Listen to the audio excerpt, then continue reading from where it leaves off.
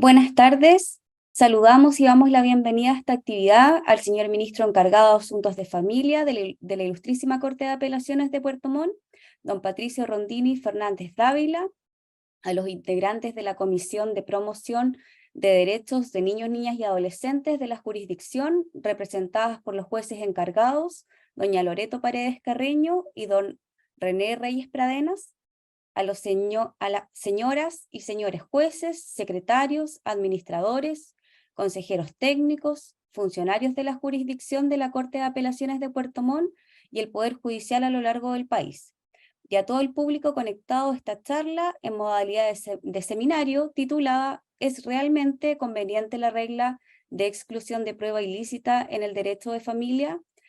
Análisis de dicha regla en contraste con el interés superior del niño, niña y adolescente. Para dar inicio a esta actividad, invitaremos al señor ministro, don Patricio Rondini Fernández Dávila, a entregar un saludo de apertura. Muchas gracias, Daniela. Nuevamente mi saludo a todos los asistentes y quienes nos acompañan online. Reconocer que la jurisdicción de Puerto Montt, a través de su mesa técnica interinstitucional y de distintas comisiones y subcomisiones en que trabaja, ha sido muy activa en todo lo que diga relación en contacto con el medio, crear vínculos entre el Poder Judicial y la sociedad, y particularmente ir discutiendo distintos temas que sean relevantes desde el ámbito jurídico y social. Precisamente la jornada de hoy lo que nos convoca es la exclusión de pruebas en materia de tribunales de familia, que es un tema interesante no solamente desde el punto de vista de la litigación, pero también desde un punto de vista teórico. Y en ese sentido, agradecer al magistrado Riquelme con su colaboración y su vertir sus conocimientos en esta ocasión, que seguramente será muy provechoso, tanto en su exposición como en la ronda de preguntas que después se pueda realizar. Así que mi llamado es a sacar el mayor rendimiento posible a la actividad, al expositor, y también agradecer a la subcomisión que lo organizó, y también a todos los que forman parte de esta jurisdicción por el continuo aporte y colaboración que tienen para con la jurisdicción, y en particular con la Corte de Apelaciones en Asuntos de Familia. Así que no les quito más tiempo y bueno, dejo a usted a disposición el magistrado Riquelme. Agradecemos al señor ministro Patricio Rondini por su saludo. A continuación, la jueza del Juzgado de Familia de Puerto Montt, encargada de la Comisión de Promoción de Derechos de Niños, Niñas y Adolescentes y moderadora de este encuentro, magistrada Loreto Paredes Carreño, presentará al expositor. Buenas tardes. Agradecemos su interés y participación esta tarde en esta primera actividad del ciclo de charlas que hemos organizado para el segundo semestre del año, como Comisión de Promoción de Derechos de Niños, Niñas y Adolescentes de la Corte de Apelaciones de Puerto Montt. Saludamos y damos la bienvenida al expositor de esta charla, magistrado Rodrigo Riquelme Mendoza, a quien agradecemos su interés y disposición para ser parte de esta instancia de análisis y actualización.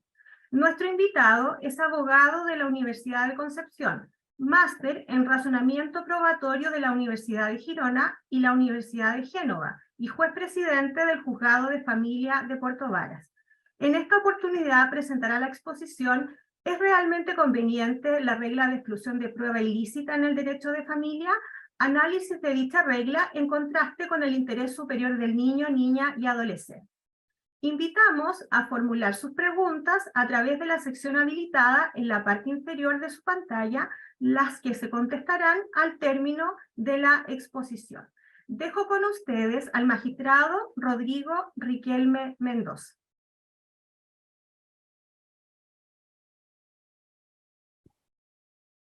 Bien. Muchas gracias, Loreto. Quisiera comenzar dando un cordial saludo al señor ministro, don Patricio Rondini. Agradecer también la invitación que realizó la comisión, todos sus integrantes, para exponer sobre este tema. Para mí es un honor poder exponer sobre este asunto, que entiendo que es un tema que no ha sido suficientemente tratado hasta el día de hoy en nuestro país, al menos. Y el objetivo, como el nombre lo indica, es analizar la procedencia de la prueba ilícita en materia de familia. Y para ello me voy a permitir primero proyectar un PowerPoint.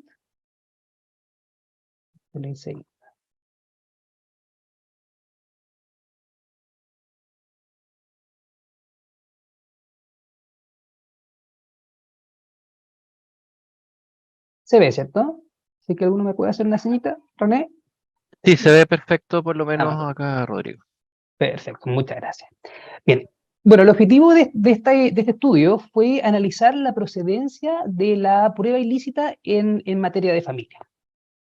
Y la motivación que tuve para investigar sobre el tema fue básicamente dar respuesta a inquietudes que tuve durante mi desempeño laboral.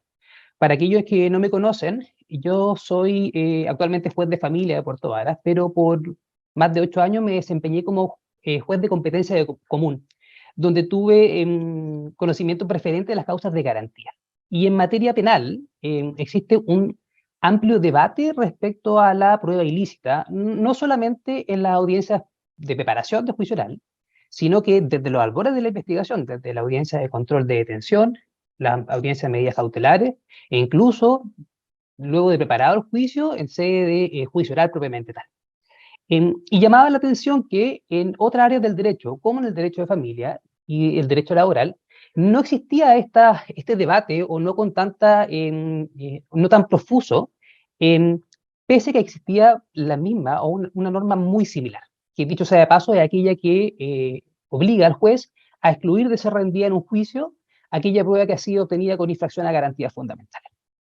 Y planteándome este tema, intentando abordarlo, intuitivamente podía tener algunas respuestas, pero la verdad es que no satisfacían realmente cómo se podía generar una cadena argumentativa para poder pronunciarse sobre el tema. Y teniendo ciertos conceptos conocimiento de ciertos conceptos básicos de la institución, sobre todo que había nacido en Estados Unidos y que solamente se aplicaba en el derecho penal y para la prueba de cargo de la fiscalía, llamaba aún más la atención que se haya extrapolado esta regla a otras materias del derecho.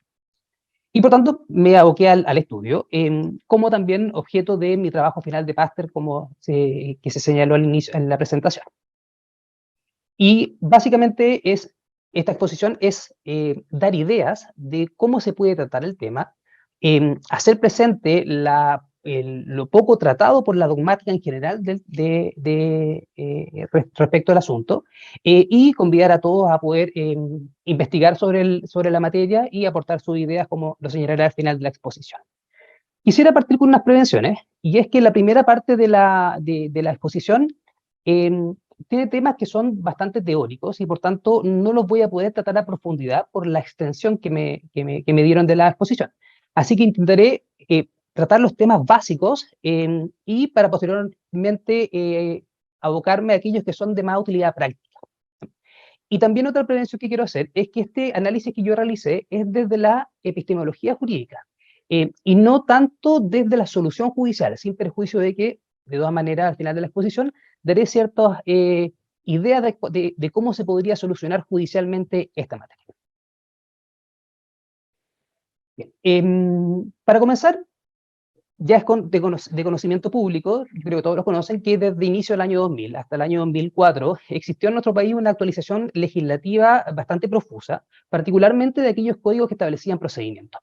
Desde el Código Procesal del año 2000, a la Ley de Tribunales de Familia del año 2004, se cambiaron todos los procedimientos que originalmente eran escritos para dar paso a procedimientos orales en que regían principios como la inmediación, concentración, etc. Y donde se trajo la regla de la prueba ilícita desde materia penal a todos estos procedimientos nuevos. Y la verdad es que, indagando sobre el tema, no existe mayor desarrollo dogmático. La verdad es que los académicos no le han dedicado mayor tiempo. Sí hay trabajo sobre el punto y sumamente valioso, y lo mismo puede decirse de la jurisprudencia. No hay muchos fallos que se pronuncien sobre el tema. No solamente sobre la procedencia de la prueba ilícita, sino que también sobre todos los cuestionamientos asociados a ella, como puede ser cómo se tiene que probar, en qué momento debe plantearse, existe posibilidad de valoración negativa, se aplican las excepciones a las pruebas ilícitas, como ocurre en materia penal, etc. ¿Ya? Por tanto, al primer lugar donde había que acudir ante esta escasez dogmática era a la historia de la ley. Y yo creo que ninguno se va a sorprender que la historia de la ley, en sus más de 1000 hojas de discusión en la comisión, en la Cámara de Diputados y en el Senado, la verdad es que no hay nada. No existe mayor referencia a el motivo por el cual se trajo esta norma, solo una referencia en cuanto a que la propuesta inicial era que se tenía que aceptar toda la prueba lícitamente obtenida y al final quedó como excluir aquella ilícitamente obtenida, que es básicamente lo mismo.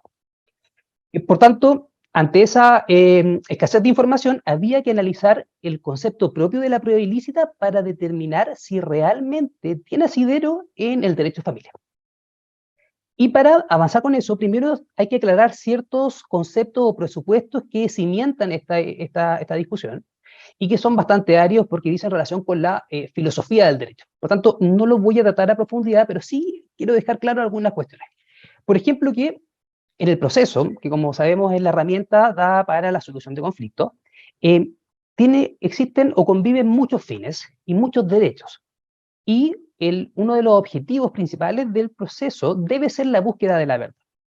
¿Y cómo se realiza la búsqueda de la verdad? A través de la reconstrucción judicial de los hechos, y esto se hace a través de los medios de prueba, que son básicamente los instrumentos para poder, dentro de un proceso, fijar los hechos siempre con una visión teleológica o con miras de alcanzar la verdad.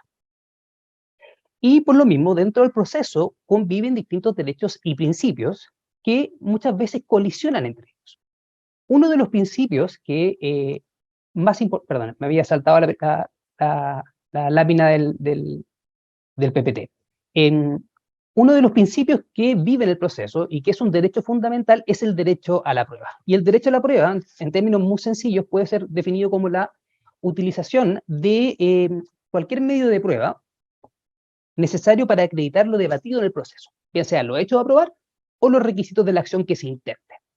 Y este derecho a la prueba, que es un derecho fundamental, que está reconocido tácitamente en nuestra legislación, en la Constitución particularmente, bien sea extraído del debido proceso o del derecho a la defensa, el artículo 19, número 3 de la Constitución, tiene que convivir con otros derechos fundamentales dentro del proceso. Aquí en la lámina, si lo pueden advertir, hay una figura, perdón, más de alguno lo debe reconocer, que está con gorro, es Jeremy Bentham, que sostiene desde hace mucho tiempo la libertad probatoria muy amplia. Y por el otro lado está Luigi Ferrajoli, que es uno de los principales autores sobre el garantismo jurídico y que insta siempre por el respeto y respecto a los derechos humanos. Por tanto, siempre va a haber una colisión dentro del procedimiento entre el derecho a la prueba por un lado y los derechos fundamentales. Y el derecho a la prueba, como señalé, siempre va asociado con la búsqueda de la verdad, que es uno de los fines más importantes dentro del procedimiento. Y como señalé, el derecho a la prueba no pervive o no vive solo dentro del procedimiento, sino que tiene ciertas limitaciones. Y una de las limitaciones a probar es precisamente la prueba ilícita, que puede ser definida como aquella obtenida practicada con vulneración de derechos fundamentales. Para efectos de trabajo, lo más importante es la obtención con vulneración de garantías fundamentales. Y esta limitación al derecho a la prueba viene a restringir el caudal probatorio, siempre en aras a maximizar de la maximización de otros intereses relevantes dentro del proceso. Por tanto, es una regla contraepistémica que viene a limitar la búsqueda de la verdad para darle preferencia a otros derechos que, como decisión política, se estiman más importantes dentro del procedimiento. El origen de la prueba ilícita, como seguramente más de alguno sabe, es el derecho penal, que es bastante lógico porque en el derecho penal es donde existe un cruce intenso de intereses. Por un lado está el interés de la sociedad, del Estado y de la sociedad en conjunto de que se investigue, se persiga y se sancione a aquella persona que se desajusta a los cánones socialmente establecidos. Y por otro lado está también el interés de la sociedad de que se mantenga una vigencia irrestricta de los derechos fundamentales. Y además porque el proceso penal, históricamente, ha sido el escenario en que se ha permitido el uso de medios de prueba lesivo de las más básicas garantías fundamentales. La prueba ilícita nace en el derecho norteamericano a través de la jurisprudencia. Existe un buen número de fallos que da cuenta de la evolución de la prueba ilícita, que lamentablemente no voy a poder tocar. pero sí me gustaría destacar acá los fundamentos, que esto es sumamente relevante. Los fundamentos que se han dado para establecer la prueba ilícita dentro del proceso penal. Son varios, pero me gustaría destacar dos que son los más importantes. El primero es el efecto disuasorio o disuasivo, que en síntesis postula que se tiene que sacrificar la búsqueda de la verdad dentro del proceso, por supuesto, inutilizando pruebas espurias a fin de disuadir a la policía de llevar a cabo actividades ilícitas. En definitiva, lo que se buscaba a través de este fundamento es que la policía se ajuste a los cánones legalmente establecidos e indirectamente se daba protección a los derechos fundamentales. Y por otro lado, existe otro fundamento que es de origen europeo continental, que es el respeto a los derechos fundamentales. Y parte de la base de la funcionalidad de todos los poderes públicos al servicio de los derechos fundamentales. Es decir, se reconoce la supremacía que en el ordenamiento jurídico se le confiere al sistema de derechos fundamentales, que estructura la convivencia social sobre la obtención a ultranza de la verdad dentro del proceso.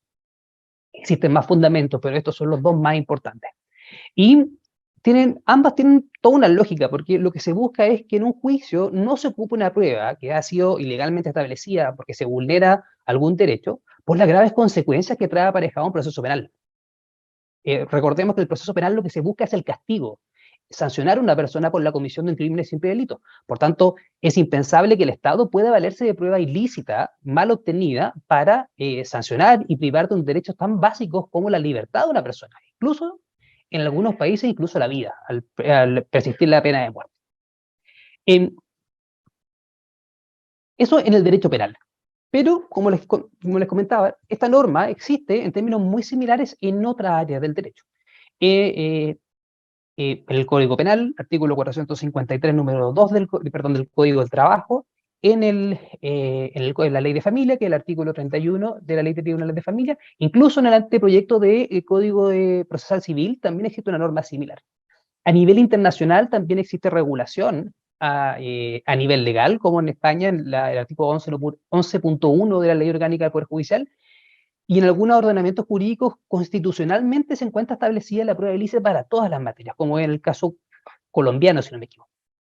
Pero aquí, obviamente, el fundamento no puede ser el efecto disuasorio que les comentaba, porque aquí no hay policías que realicen investigación en los procedimientos civiles, entre comillas, que son los no penales, y tampoco hay intervinientes institucionales permanentes a quien haya que disuadir de dirigir procesos que sean vulneratorios de los derechos fundamentales. Lo único que pervive entonces es el respeto a los derechos fundamentales. Y esto es lógico, porque en el derecho penal, ante todo esto, la prueba ilícita alcanza su máximo esplendor, pues en la tarea justamente de la recolección de la evidencia, cuando se busca la prueba, es donde fácilmente se pueden vulnerar los derechos fundamentales. Pero en los procedimientos civiles, la prueba ilícita no emerge con tanta fuerza, y por tanto todo lo dicho respecto del derecho penal no resulta aplicable, o al menos no con tanta claridad, a las demás áreas del derecho. Y ello se debe básicamente porque las demás áreas del derecho presentan características que la diferencian sustancialmente del derecho penal. Yo quiero destacar aquí 6 importantes, pero existen muchas más. La primera es el principio dispositivo de oportunidad. El principio dispositivo en materia civil, entiéndase como civil aquello que no sea sancionatorio, es que la intervención del Estado es mínima, ¿sí? Y el inicio, el curso y el término de los procesos queda a disposición de las partes. El principio de oportunidad, no el principio de oportunidad en materia penal, sino en general el principio de oportunidad es la posibilidad de flexibilizar las normas jurídicas cuando las partes estén de acuerdo o manifiesten su conformidad. Lo que no ocurre en materia penal, por supuesto, que una vez iniciado el proceso tiene que mantenerse y terminar solamente por las vías legalmente establecidas.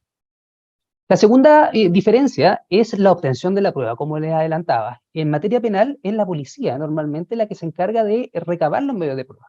Y es ahí donde ingresan a la casa muchas veces sin autorización y recogen evidencia que en definitiva es espuria, o revisan un teléfono sin autorización, registran a una persona en la calle y en definitiva esa prueba no puede ser considerada. Pero en otras materias, en otras áreas del derecho, son las propias partes las que tienen que recabar la información. Es por ello también que la vulneración de derechos en otras materias va más ligada a la privacidad, a la inviolabilidad del hogar o de toda forma de comunicación, y no otras garantías como ocurre en materia penal. Igualdad procesal, acá en la lámina pongo al Borita incivilizado, haciendo referencia al jus puniendi estatal todopoderoso en contra de un pobre justiciable que no tiene cómo defenderse. Hay una simetría evidente en materia penal que no existe en otras áreas del derecho, o al menos formalmente no existe en materia civil. Otra característica importante que adelanté es respecto a la sanción. En materia penal, lo que se busca es castigar a una persona por la comisión de un crimen o simple delito, limitando un derecho fundamental a través de una sentencia. En materia civil, salvo en los procedimientos sancionatorios, como son las causas de violencia intrafamiliar o contravencionales, básicamente lo que se hace a través de un acto jurisdiccional, es declarar derechos en favor de una de las partes, lo que sin duda puede causar agravio a la otra, pero en caso alguno se provoca una conculcación de sus derechos fundamentales, sin perjuicio que durante el procedimiento puede ocurrir, como ya les voy a comentar. Y finalmente, que un punto también importante, es que en materia civil ambas partes son titulares de derechos fundamentales, algo que no ocurre en materia penal. Por tanto, en base a estas características, y ya descartado el efecto disuasorio de la de la prueba ilícita, lo que pervive es el respeto a los derechos fundamentales, pero siempre con un matiz, ya que el obligado en este caso, en materia civil, ya no es el Estado el obligado, el principal destinatario en respetar los derechos fundamentales, sino que son los propios particulares, lo que se denomina en doctrina como efecto horizontal de los derechos fundamentales. Cuestión que para el constitucionalismo clásico es bastante cuestionable y no ha tenido tanto desarrollo, pero al menos en nuestro país no se ha presentado esta discusión porque los artículos 6, 20, 21 de la Constitución habilitan accionar de protección y de amparo en contra de particulares. Por tanto, es aplicable esta aplicación horizontal en nuestro país en base a la norma constitucional. ¿Y por qué se preguntará uno? Porque los derechos hoy en día fundamentales no son entendidos solamente como un límite para el Estado, sino que también como principios y derechos objetivos en el ordenamiento jurídico. Son los pilares de un Estado democrático.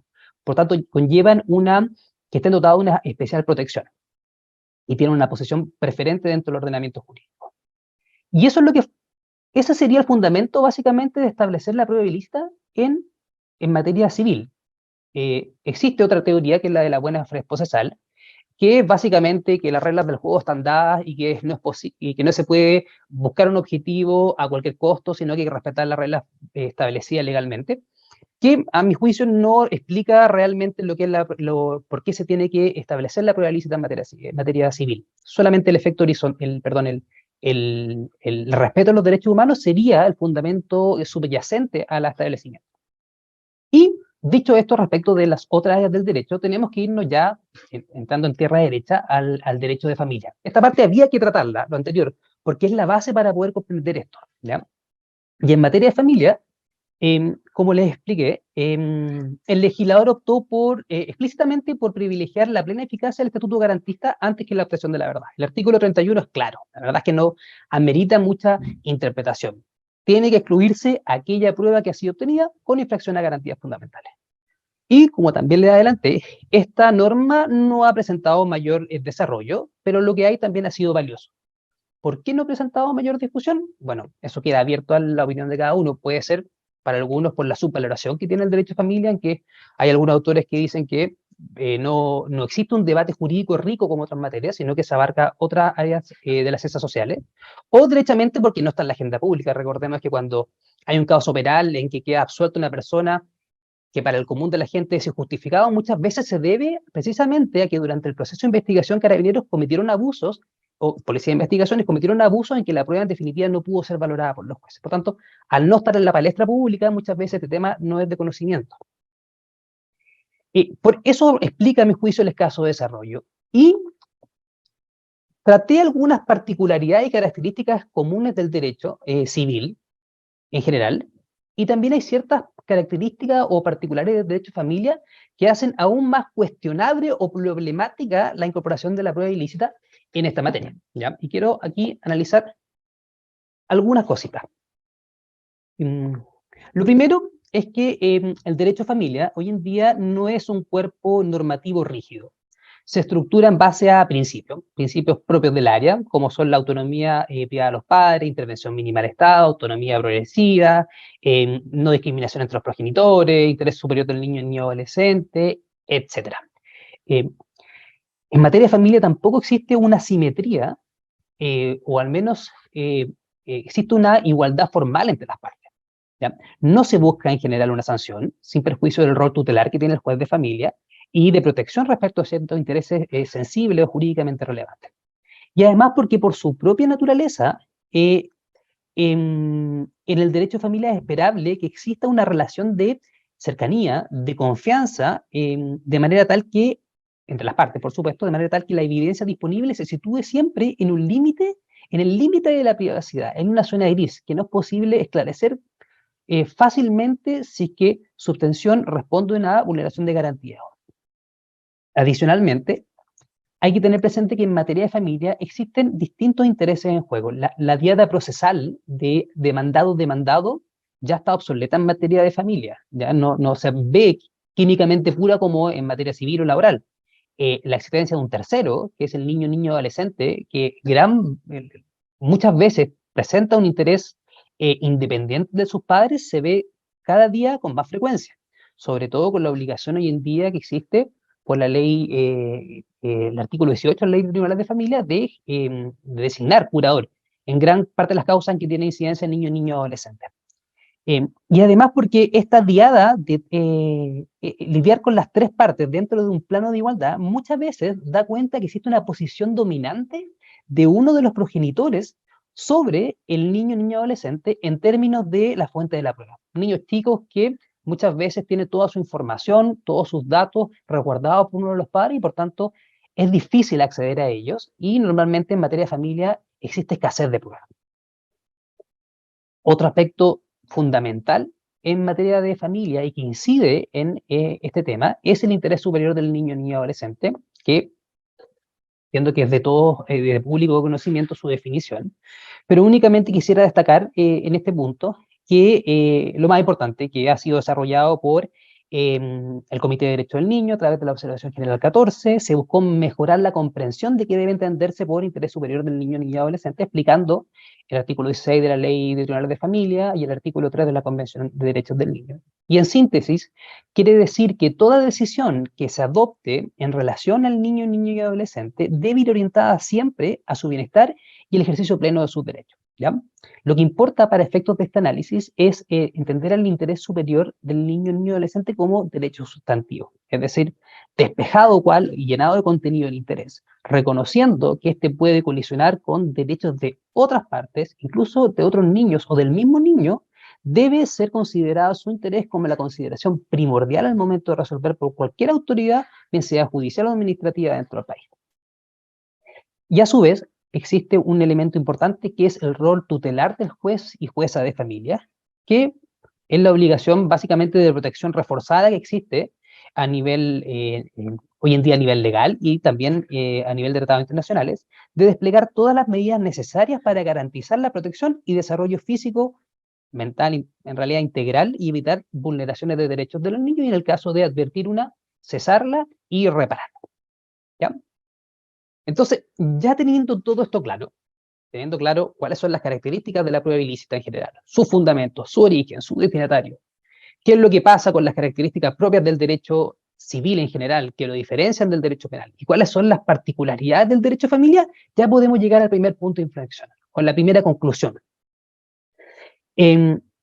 Pues las características propias del derecho de familia, unidas con las de las otras áreas del derecho, entendidas como civil, parecen ser más compatibles con la preeminencia de la búsqueda de la verdad y ampliación del derecho a la prueba, más que con la protección de los derechos humanos.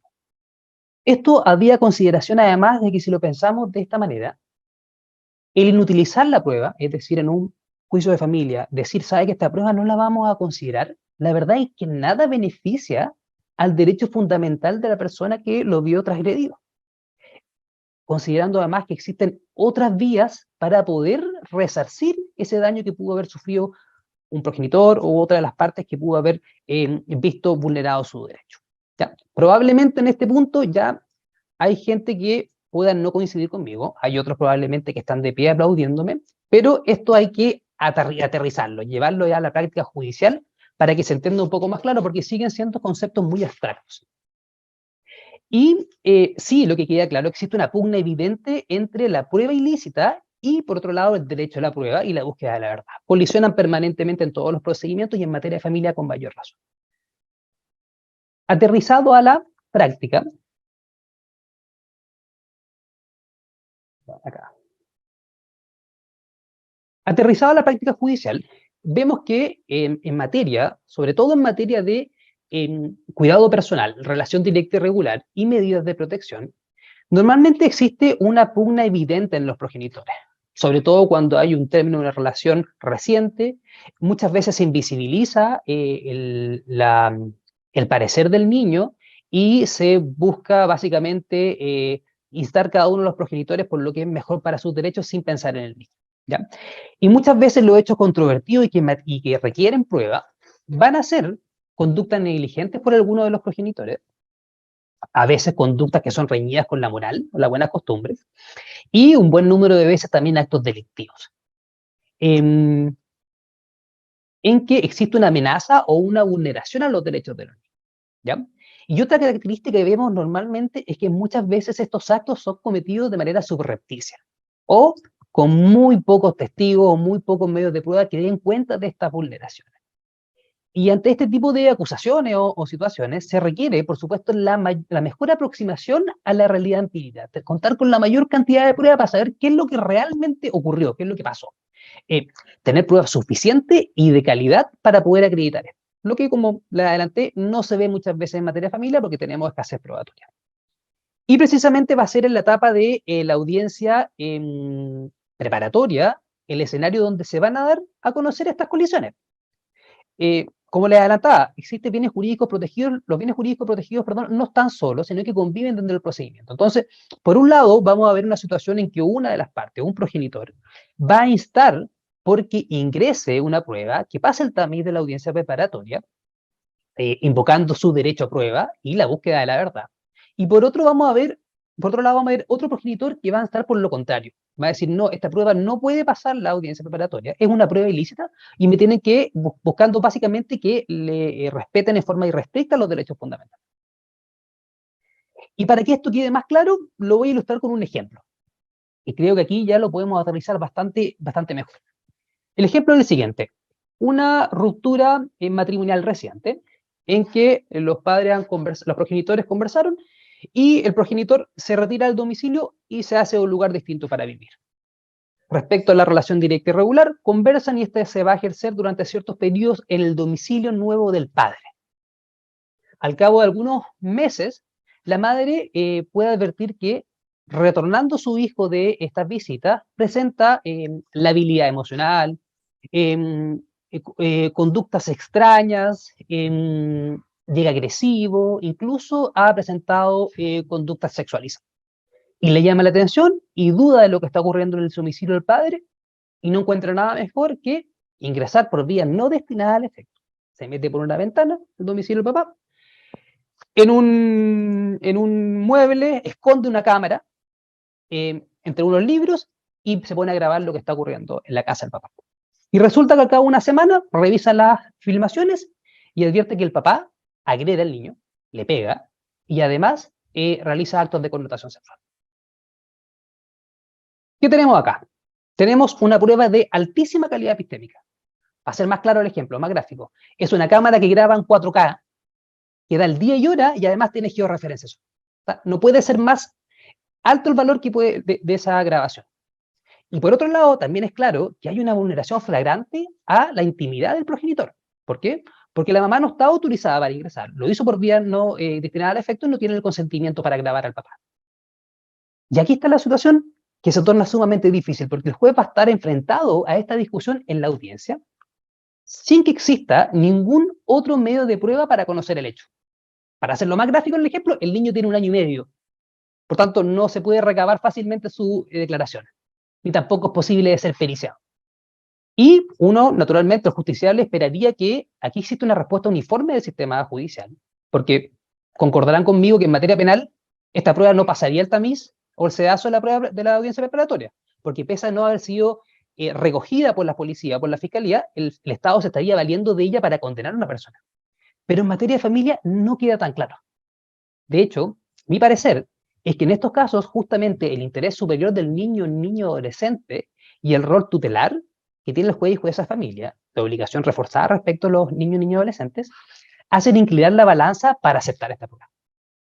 Para aceptarla, dejar que pase y conocerla. ¿Por qué? Porque va a ser la única manera de saber si que este niño realmente está siendo vulnerado y de adoptar medidas en su favor.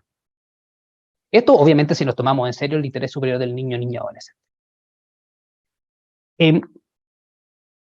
Aquí existen, por supuesto, muchas dificultades en lo que yo estoy planteando. Hay muchísimas, y puede que no se concuerde conmigo en esto, pero sí quisiera decir que, en este caso, los derechos del padre no van a quedar a la deriva, ¿ya?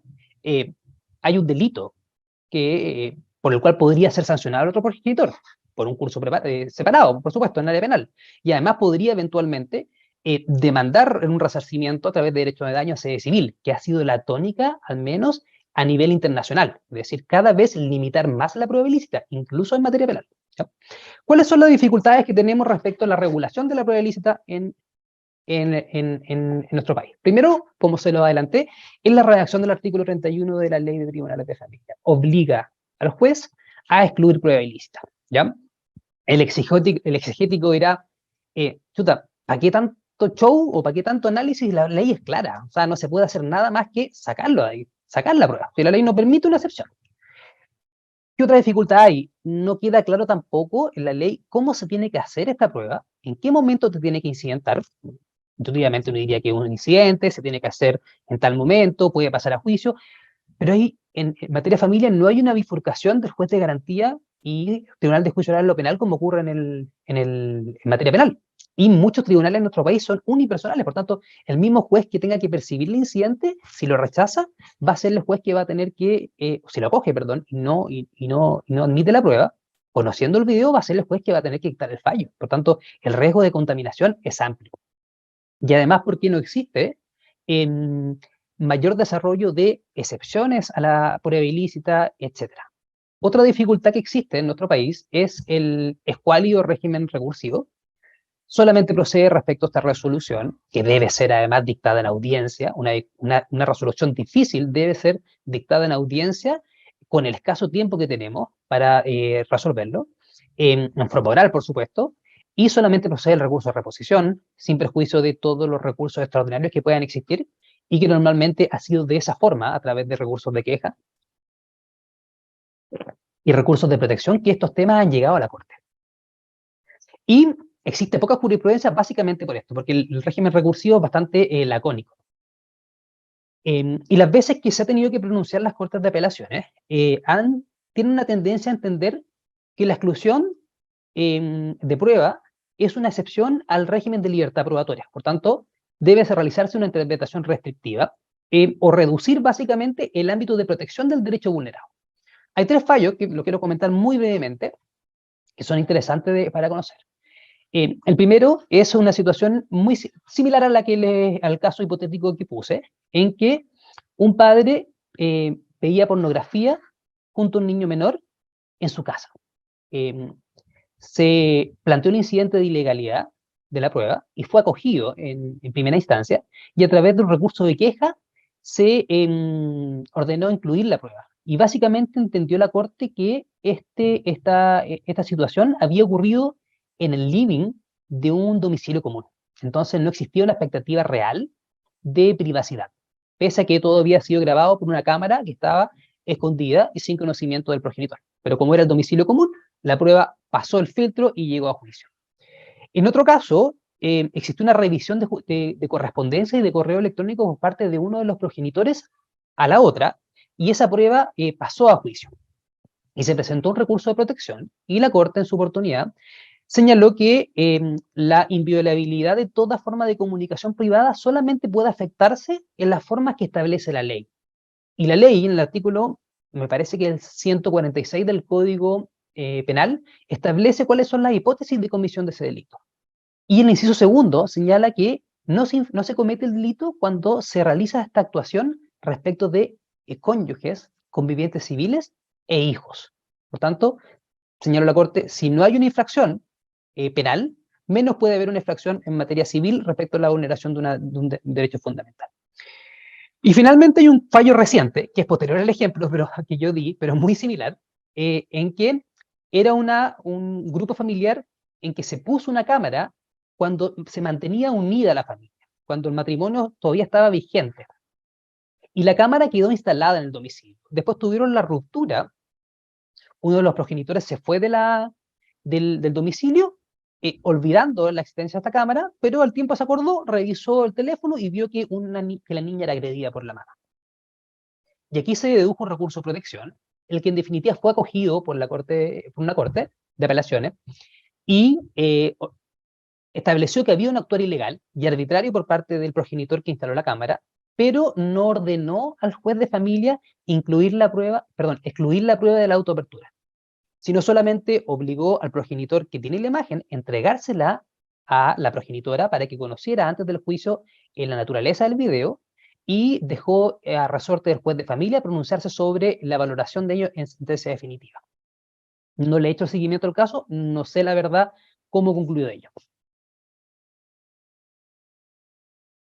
Y aquí está la propuesta de solución judicial. A ver, hay unas propuestas que yo creo que la primera es la más importante y creo que la que realmente solucionaría con claridad el asunto, y que es del eje Ferenda. Debiese haber una modificación legal del artículo 31 de la Ley de Tribunales de Familia y facultar al juez de familia para excluir prueba en la medida que se pueda realizar esta exclusión a través de una fundamentación adecuada, principalmente en aquellas materias de competencia del juzgado de familia en que existen principios que lo alejan de la parte patrimonial del derecho de familia y que tienen que tener preferencia. Por tanto, siempre sujeto a justificación y llenando de contenido el interés superior del niño o niño adolescente, se debiese facultar al juez para realizar esta exclusión. Es decir, la modificación legal es de deberá, será podrá para ciertas acciones y siempre sujeto a ponderación y a modificación. Una segunda propuesta sería plantear una cuestión de constitucionalidad. Al tenor del artículo 93, número 6 de la Constitución Política, con las dificultades que ello conlleva.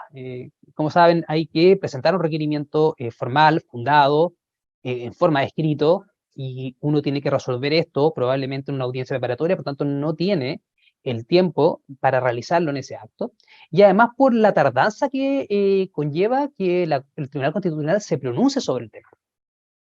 Por tanto, es una opción, pero creo que no es la más adecuada. Puede haber también un control de convencionalidad, si estimamos que los tribunales pueden hacer un control difuso de convencionalidad y constitucionalidad, y entender aplicable el Corpus Juris de la Infancia, la Convención de los Derechos Humanos, la Convención de Derecho al Niño, y entender aplicable todas las normas del artículo 3º, sus protocolos facultativos, la observación general 14, hacerlo aplicable directamente a nuestra jurisdicción, por mandato del artículo 5º de la Constitución, la norma de reenvío, y derechamente como juez de familia declarar inconstitucional el artículo 31 y permitir el paso de la prueba. Y finalmente están dos que yo creo que pueden ser hoy en día las soluciones más adecuadas. La primera es la colisión de principios, que es básicamente aplicar el test de proporcionalidad, creado por el Tribunal Constitucional Alemán, como ustedes saben, desarrollado por Robert Alexy, que básicamente obliga a que el juez tenga que analizar a través de los 3 subprincipios de la ponderación si es que una medida es proporcional o no. ¿Ya? Y estos 3 subprincipios, bueno, son el de la idoneidad, el principio de necesariedad y el principio de proporcionalidad propiamente tal. Y analizar la medida de instalar la cámara, por ejemplo, que es el ejemplo que yo les puse, si es que cumple con todos estos requisitos. Y el primer subprincipio, que es de la idoneidad, en este se debe analizar si la medida de instalar la cámara, lo voy a llevar al ejemplo que les puse para que sea más claro y más gráfico. Si la medida de instalar la cámara en el domicilio del progenitor es una medida apta para proteger los derechos del niño y conocer la verdad. Y, lógicamente, ello es así, pues mediante la grabación de las imágenes y el sonido, se obtiene información clara y directa sobre las conductas maltratantes y riesgosas para el niño. Tanto se trata de la producción de un medio de prueba altamente fiable, que en este caso no solamente entrega la imagen, sino que también la fecha y el lugar. ¿Ya? Siguiendo con el mismo ejemplo, y analizando su principio de la necesidad, este subprincipio exige que la medida sea necesaria para los fines previstos, de modo tal que no exista otra forma menos gravosa para obtener la misma finalidad.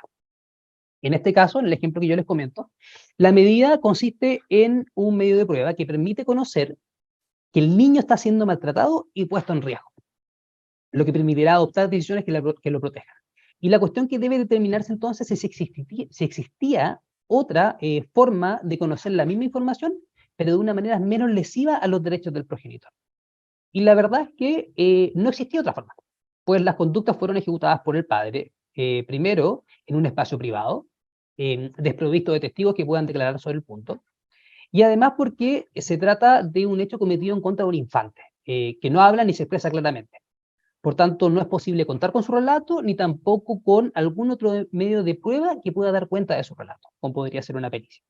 Por lo tanto, esta medida, además de idónea, en el ejemplo, sería necesaria para los fines de protección que previstos, y si no se advierte la existencia de otro medio que pueda alcanzar los mismos fines.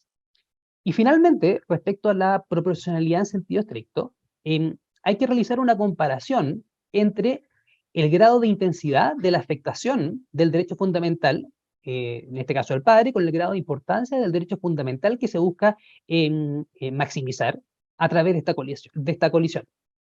Por tanto, se debe procurar que exista un cierto equilibrio entre los beneficios que se obtienen por la protección del derecho y los perjuicios que se derivan para el derecho que se ha visto limitado. En este caso tenemos por un lado el derecho a la prueba y la búsqueda de la verdad, y por el otro lado el derecho fundamental de la inviolabilidad del hogar del progenitor. Y hay que sentarlos frente a frente y ponderar, ver cómo está este balanceo. Por un lado, el derecho fundamental a la intimidad protege al individuo en su esfera privada, lo que corresponde a su vida personal, entendida como su espacio íntimo, el que no puede ser accedido o registrado por terceros sin autorización del titular, sino en los casos previstos por la ley. En este caso, la grabación fue realizada en forma subrepticia por la madre, sin ninguna autorización, por tanto, el actuar es ilícito. ¿Qué duda cabe? Ahora, ¿cómo afecta esta grabación en concreto a la intimidad del papá? Es lo que hay que establecer. Y aquí, en el caso concreto, en el ejemplo, hay al menos 4 argumentos para establecerlo. Primero, hay que considerar la circunstancia de que el registro audiovisual que vulnera la intimidad lo hacen no porque la conducta en sí sea privada, sino únicamente porque se edifica al interior del lugar, que es el espacio asegurado de privacidad. Segundo, no podría estimarse que la conducta es por sí una que deba ser protegida por esta garantía, pues se ejecuta en presencia y en contra de otra persona, que en este caso es el niño. También debe considerarse que el video es usado únicamente como medio de prueba, dentro de un procedimiento que es reservado, como son los procedimientos de familia. Solo tienen acceso las partes. Y finalmente, hay que considerar que el video, en el ejemplo, no fue publicado previamente en ningún medio de comunicación o red social, como ocurre cuando existen las funas o autotutelas masivas por particulares. Y no será además de público conocimiento. Por tanto, se puede concluir que la afectación del derecho fundamental del padre en la especie no presenta una profundidad tal que afecte su núcleo esencial. Resultaría, por tanto, compatible el uso de la videograbación con el respeto del núcleo irreductible del derecho del papá, del derecho a la intimidad. Pero por otro lado, y ya concluyendo, la inutilización procesal del registro audiovisual, es decir, no considerarlo, implicaría maximizar en toda su expresión el derecho del papá, derecho a la intimidad del agresor, a costa de dañar la esencia del derecho a la prueba, la averiguación de la verdad y, consecuencialmente, la seguridad y la integridad física del niño. Aquí la afectación sería total, toda vez que el medio de prueba derechamente no se podría rendir. En el ejemplo, además, no hay otro medio probatorio que dé cuenta del hecho, y por tanto no se podrá demostrar que el progenitor ejerce un maltrato o conducta abusiva en contra del niño, y menos el juez va a poder adoptar una decisión para brindarle protección. Por este motivo, la afectación del derecho del niño es sumamente intensa, impidiendo de modo total su ejercicio y así la protección judicial debida. Por tanto, de esta ponderación se puede concluir que la afectación del derecho, cuya titularidad es el niño, es mayor. Por lo que, considerando la proporcionalidad que se busca, el derecho menos afectado debería ceder en su beneficio. Si a ello se adiciona todo lo que yo les comenté sobre la perspectiva de infancia, esta conclusión se ve aún más corroborada por la no satisfacción del derecho del progenitor, que solamente en el contexto judicial implicaría la optimización real y efectiva del derecho del niño. Y finalmente está entender que como propuesta de solución judicial existe una antinomia entre el artículo 31 de la Ley de Tribunales de Familia y el artículo 7 de la Ley 21.430, de la Ley sobre Garantías. Serían dos normas que regulan el mismo supuesto, y existiendo incompatibilidad entre ambas normas, habría que aplicar los principios propios para solucionar las antinomias, que sería el principio de temporalidad y principio de especialidad, y regiría en este caso el artículo 7, en que se establece el interés superior del niño, niño y adolescente, como les comentaba, en su faz de derecho sustantivo, sustancial, es decir, que al momento de tomar la decisión debe inclinarse siempre el decidor por aquella que sea la consideración primordial y que permita maximizar los derechos del niño, niño y adolescente. Y en este caso sería admitir la prueba para poder darle una debida protección. Ahora sí, concluyendo, ¿es realmente conveniente regular la prueba ilícita en materia de familia?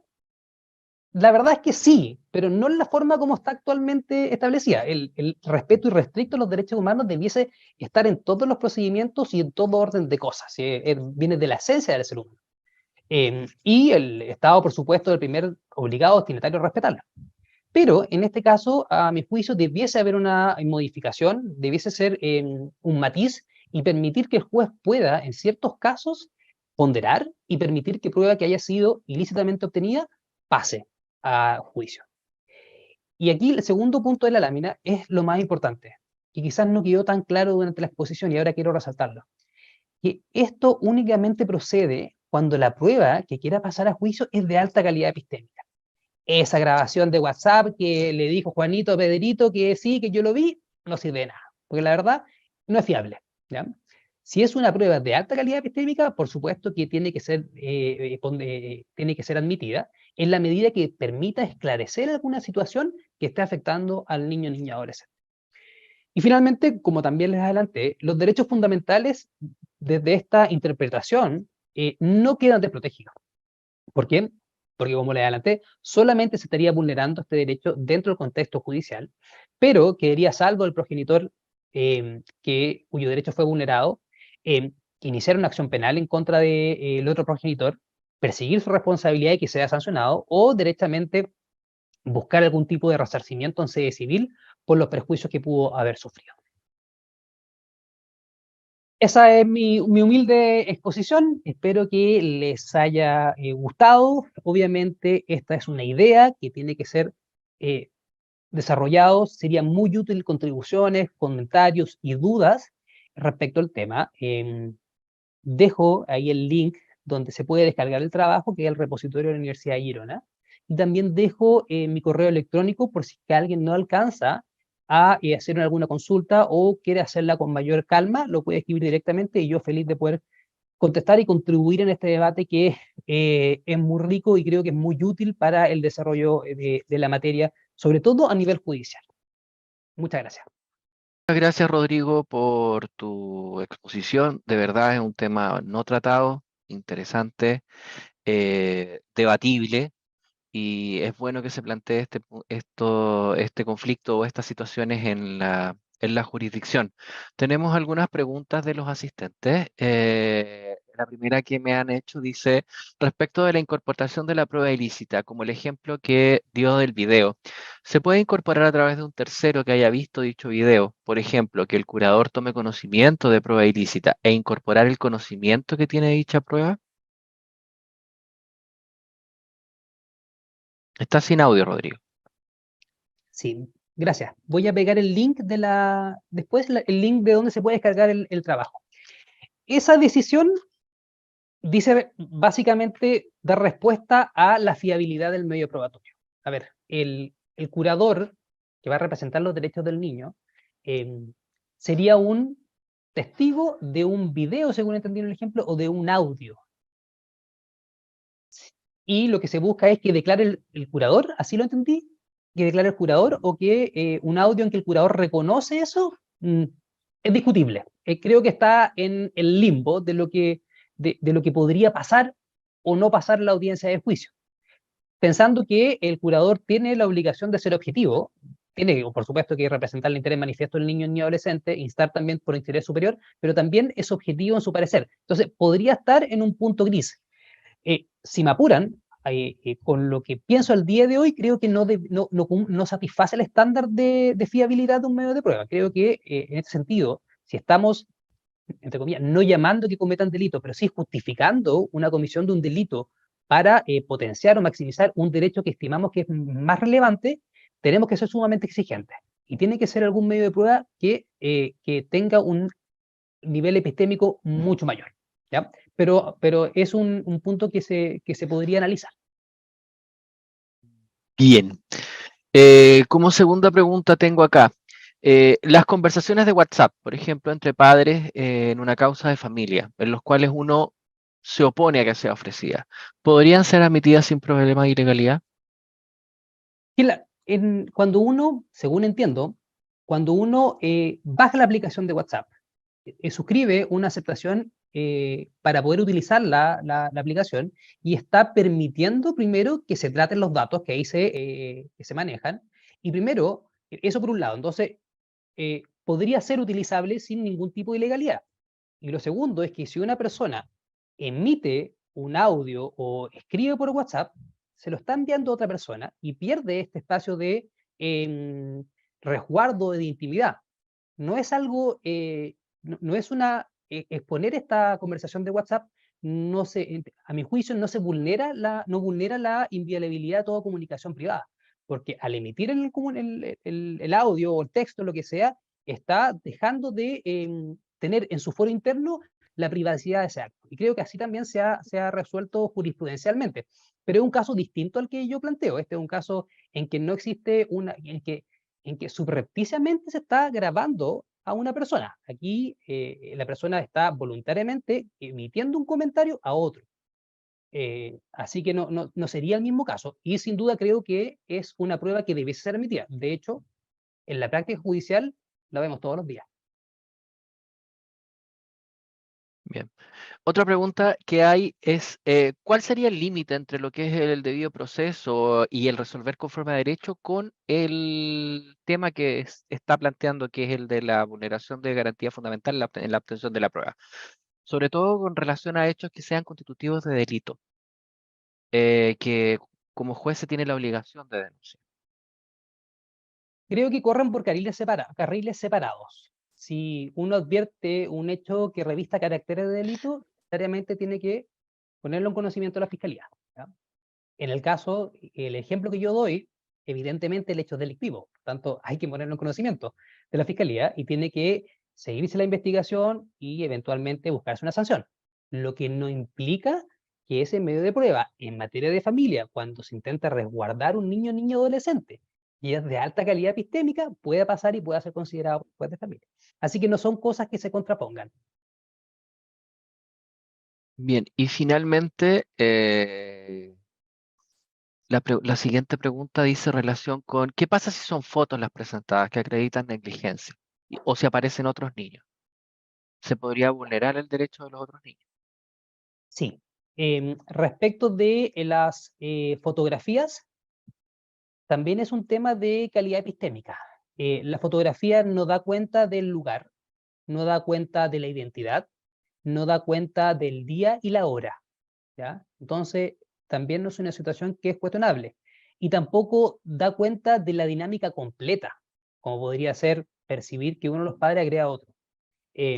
También es un debate frecuente en la audiencia mostrar fotos de alguna persona, algún niño con lesiones o con agresiones o cosas así. Y la verdad es que poco va a servir para fundar una decisión judicial ese medio de prueba. Así que, ahora, ese medio de prueba, si que se une a otros medios de prueba, también podría dar lugar a establecer un hecho, pero eso ya es un tema de razonamiento probatorio. Respecto de las legalidades, si que puede pasar este medio de prueba, va a depender si estimamos si que es fiable o no es suficientemente fiable.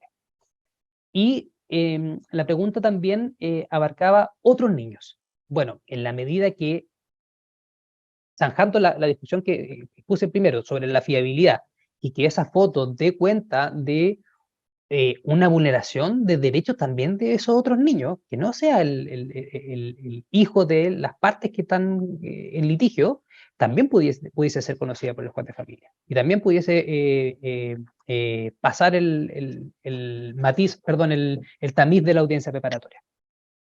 Bien. Quiero agradecer la cantidad de preguntas que están llegando. Lamentablemente vamos a tener que empezar a filtrarlas. Hay algunas que extrapolan lo que es el tema, sobre todo en lo que dice relación con decisiones jurisdiccionales o algunas otras situaciones, pero sí directamente con lo expuesto. Me preguntan, pero hoy en día con las herramientas tecnológicas que existen se pueden modificar audios o textos en una conversación. Tendría que ser motivo de análisis. Concuerdo, concuerdo. Sí, hoy en día la tecnología da para mucho. Y claro, podría haber una modificación de algún video o algo que en principio pueda ser entendido como fiable, pero también va a ser objeto de análisis al momento de debatir sobre la licitud. Por eso les planteaba yo que es cuestionable el momento en que se va a plantear esta cuestión, porque si en una audiencia preparatoria se plantea un incidente de ilegalidad de la prueba, y hay que recibirlo a prueba, probablemente la única forma de resolverlo va a ser viendo el video. Aquí no pasa como en materia penal que uno puede recurrir a la carpeta investigativa y cotejar a grandes rasgos si efectivamente hubo una ilegalidad o no viendo el parte policial o viendo otro elemento de la carpeta investigativa. Probablemente va a ser necesario ver el video. Y al ver el video uno va a entender si es que es fiable primero y puede pasar, y si es que hay una ilegalidad que realmente sea flagrante. Y en base a eso uno va a resolver. Ahora, el caso que se plantea es bastante, creo que va a ser bastante de poca frecuencia, a no ser que los progenitores que estén en litigio sean ingenieros informáticos o tengan la capacidad de editar un video con los costos que ello conlleva y también con los riesgos que ello conlleva, porque podría ser también constitutivo de delito esa situación. Bien. Hay otra pregunta que manifiesta, ¿por qué sugiere que una hipótesis de ponderación sería distinta a una autonomía? ¿En qué momento define la calidad epistémica de un medio de prueba? A ver, la ponderación es distinta. Primero, desde la teoría de Robert Alexis, la ponderación únicamente se hace entre principios. ¿Ya? Las normas, los principios pueden colisionar y las reglas tienen que aplicarse por subsunción. Y las reglas establecen normas, conductas fijas, y los principios establecen mandatos de optimización que se tienen que cumplir en la mayor medida de lo posible. Por eso que se ha entendido teóricamente que los principios tienen que ser ponderados. Y en ciertas ocasiones un principio puede restringir su campo de aplicación para darle preferencia a otro.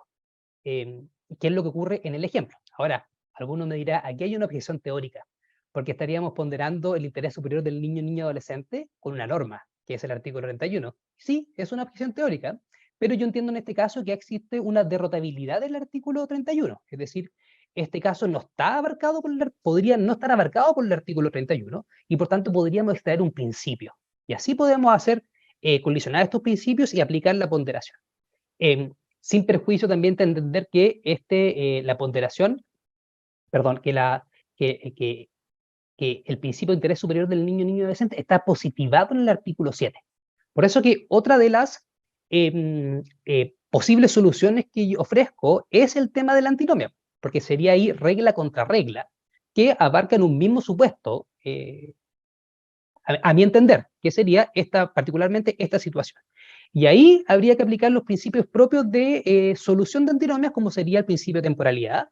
La ley 21.430 es posterior a la ley de tribunales de familia, que es básicamente lo que pasó recuerden, con la ley de matrimonio civil y con la ley de tribunales de familia respecto a la valoración de la prueba. Básicamente lo mismo. Y especialidad, que la ley de garantías es más específica sobre el tema de niño y protección, de niño adolescente, y la ley de familia es más general. Y así se solucionaría. Esas serían las dos vías. Bien. Rodrigo, te agradezco como comisión la disposición. Hay muchas preguntas. Estoy contestándoles a todos que te escriban al correo para poder contestarlas. Tratamos de filtrar o traté de filtrar las más relevantes al tema en particular que expusiste, así que te agradezco mucho la exposición y dejo a Daniela para el cierre.